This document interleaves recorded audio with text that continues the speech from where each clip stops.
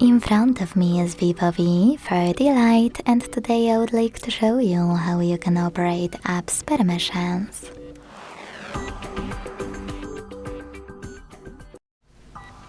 Begin by opening Devices Settings and scrolling down to tap on Privacy section.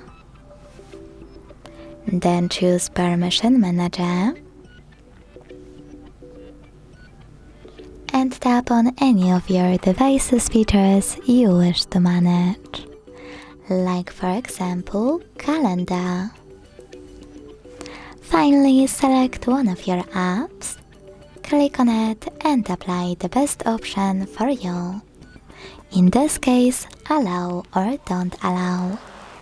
So when I tap and go back, I can see that Booking.com just gained access to my device's calendar.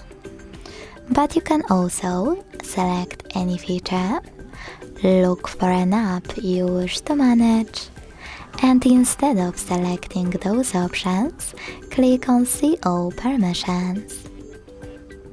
Now manage all of those only for chosen app the same way. Thanks so much for watching. If you enjoyed this video, don't forget to leave a like, comment and subscribe. Bye!